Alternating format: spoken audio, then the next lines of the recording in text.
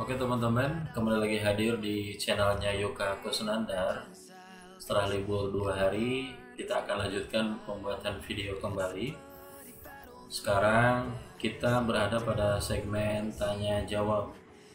Tanya jawab itu adalah sebuah segmen yang Anda bertanya kepada saya.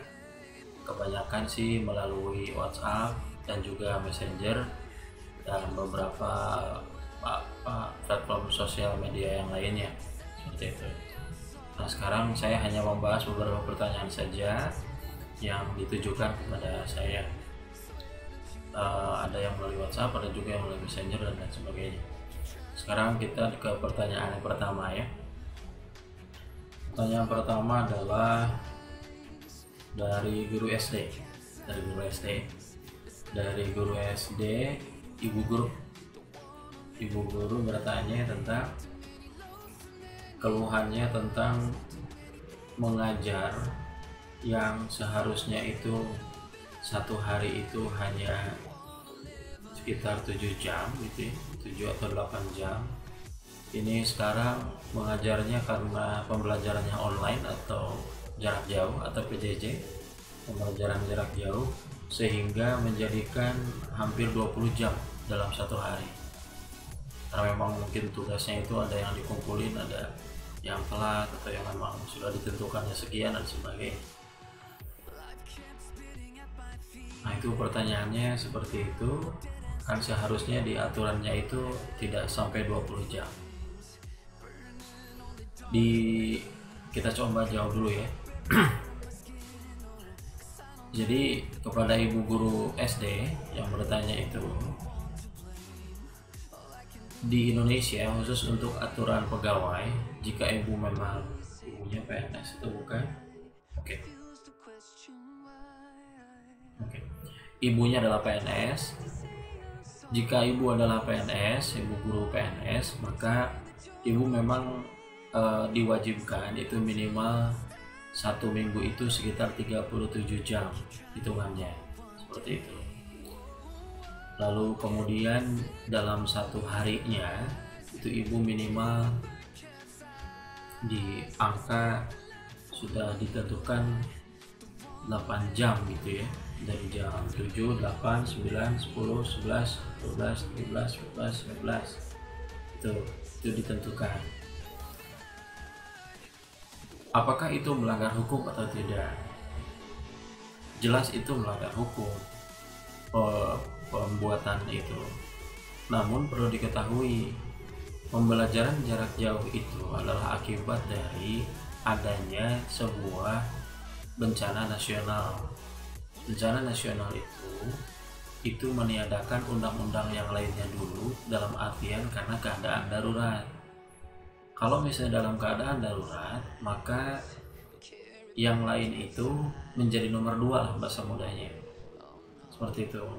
Nah, salah satunya adalah tentang pembelajaran jarak jauh ini gitu. Jadi ketika Anda atau ibu guru ini, Anda sebagai seorang guru terus kemudian melakukan pembelajaran jarak jauh tapi jamnya itu tidak manusiawi, katakanlah yang 20 jam, maka itu akhirnya pemerintah tidak melanggar aturan. Kenapa? Karena memang ada aturan tentang undang-undang tentang darurat bencana atau penanggulangan bencana. Karena memang untuk COVID-19 ini sudah dideklarasikan sebagai bencana nasional. Terus kemudian ada juga undang-undang karantina kesehatan. Itu juga menjadi sebuah dasar untuk bahwa itu jadi tidak melanggar hukum, seperti itu. Mudah-mudahan jawabannya belum puas sehingga Bapak Ibu bertanya kembali, terus kemudian sehingga saya makin menjadi banyak ilmu. Oke, sekarang kita lanjutkan ke pertanyaan dari anak SD. Dan dari anak SD yaitu, kenapa koruptor makin banyak setelah adanya KPK? Betul. Kenapa koruptor makin banyak setelah adanya KPK?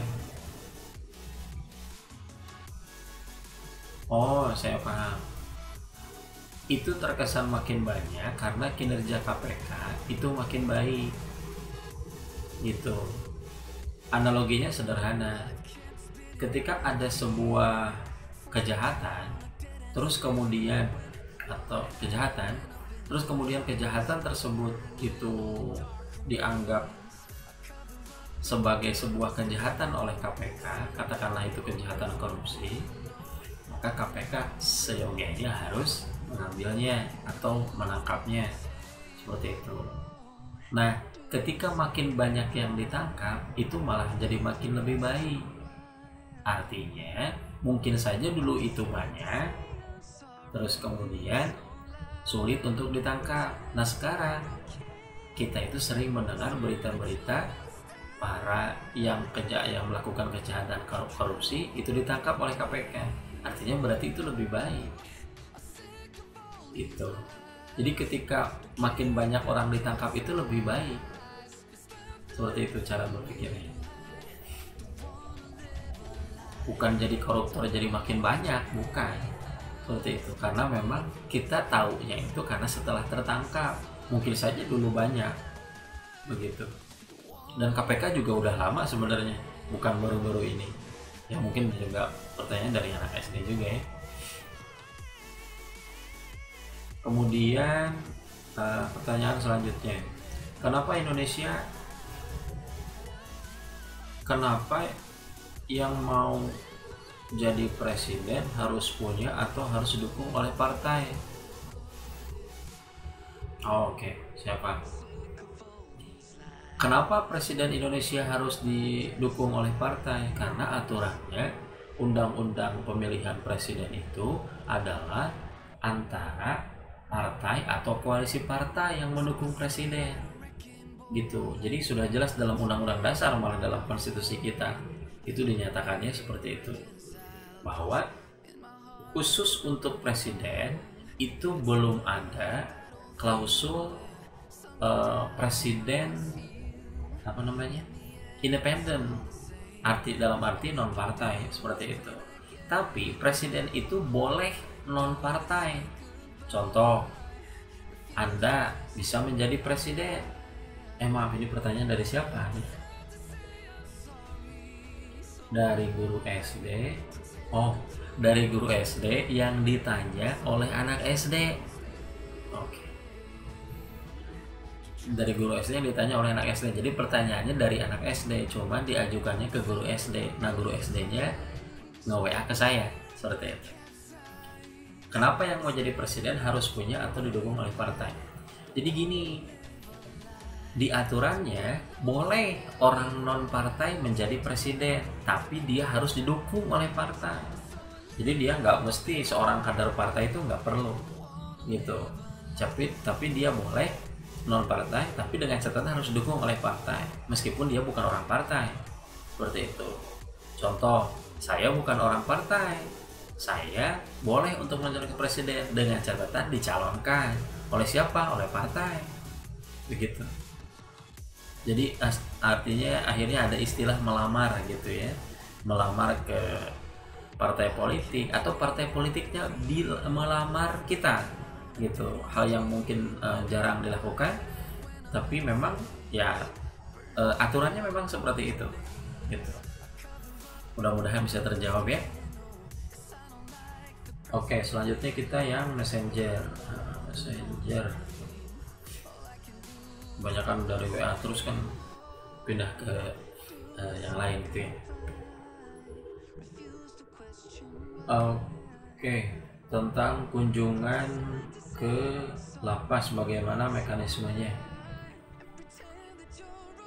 Oh iya, kalau Anda ingin melakukan kunjungan ke lembaga pemasyarakatan, baik itu ke lembaga pemasyarakatan anak wanita, terus kemudian yang laki-laki, itu prosedurnya sama. Jadi kalau misalnya Anda mahasiswa, ini pertanyaan dari siapa ya? Oh, pertanyaan ada dua.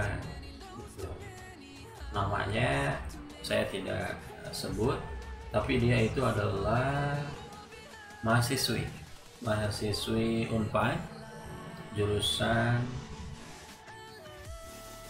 ilmu komunikasi gitu.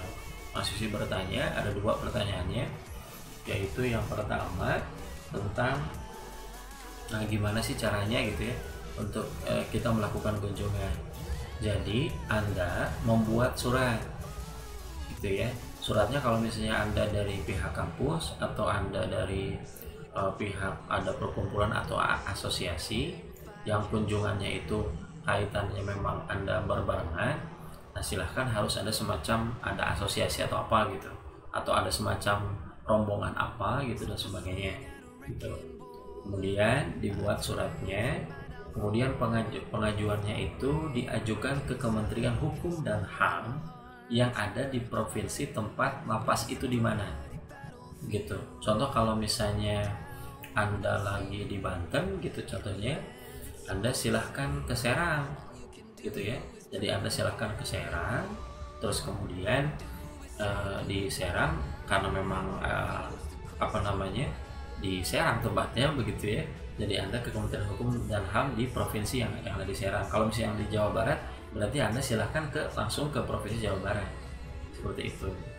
Nah, setelah diajukan suratnya, Anda disilahkan biasanya itu langsung dari surat itu, surat Anda itu lalu nanti oleh dari pimpinan yang ada di sana dari provinsi tersebut itu ditujukan ke lapas tersebut. Terus kemudian lapasnya menyetujui, lalu kemudian dari provinsinya membuat semacam surat bahwa pada prinsipnya disetujui seperti itu. Nah, setelah itu Anda boleh langsung melakukan komunikasi seperti itu. Tapi ada juga sih yang melakukan komunikasi dulu ke lapasnya, terus kemudian akhirnya datang ke provinsi tersebut, ke bagian Kementerian Hukum dan HAM-nya, lalu kemudian akhirnya dapat surat. Ada juga yang model kayak gitu, yang mungkin karena mungkin sudah dekat atau apa, mungkin sudah kenal dan sebagainya, akhirnya itu lebih mudah. Yang mana saja, tapi proseduralnya biasanya adalah Anda ke provinsi dulu, kemudian nunggu surat dari provinsi disetujui, baru kita langsung ke lapasnya dalam artian untuk koordinasi terlebih dahulu. Bagaimana kalau misalnya yang sifatnya itu pribadi, kita pengen datang ke sana? Kalau pribadi dalam artian untuk menjenguk itu tidak perlu pakai surat-surat apapun. Tapi kalau misalnya kita ke sana untuk melakukan like research atau untuk tesis atau apa ya terserah, itu Anda cukup membuat surat yang suratnya itu dari fakultas Anda, terus kemudian ditujukan ke Kementerian Hukum dan HAM yang ada di provinsi, ya sama nanti kesananya, kemudian Anda koordinasi seperti itu. Mudah-mudahan menjawab. Terima kasih. Kemudian selanjutnya pertanyaan yang kedua masih dari mahasiswi ini adalah tentang kebijakan antar negara untuk bersama-sama menangani kasus COVID-19. Corona ini subhanallah ya, kita sampai jarang ketemu ini. Saya juga sama dengan teman-teman saya juga jarang ketemu juga. Terus mengingat sekarang hampir semua negara statusnya sama-sama lagi kesulitan. Menurut Bapak bagaimana kebijakan yang bagusnya seperti itu? Jadi begini, yang sependek pengetahuan saya, Kementerian Luar Negeri itu sudah merilis bahwa adanya sebuah perjanjian internasional tentang percepatan penanggulangan COVID-19 itu di bawah PBB, begitu. Salah satunya, yang paling utama sebenarnya bukan salah satunya, yang paling utamanya itu adalah bagaimana untuk tenaga medisnya. Jadi ada bantuan tenaga medis antar negara. Terus kemudian yang kedua, peralatan medisnya seperti APD dan lain sebagainya.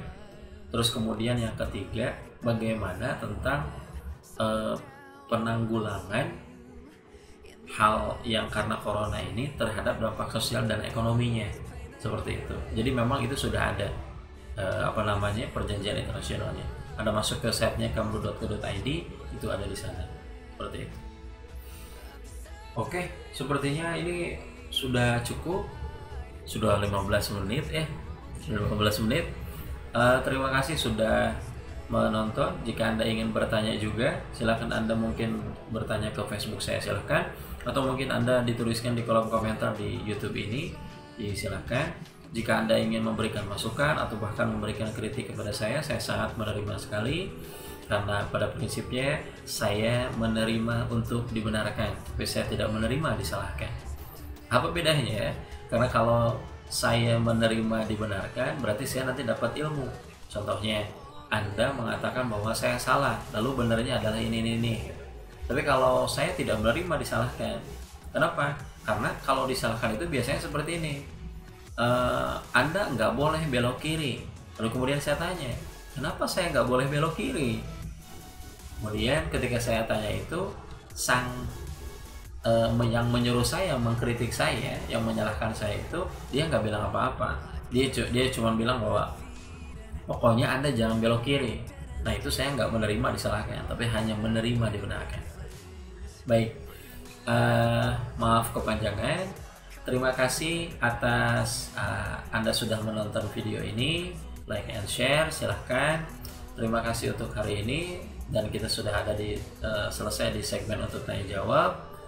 Semoga kita bahagia selalu, semoga kita sehat selalu, dan kita tidak lupa bahagia. Semangat!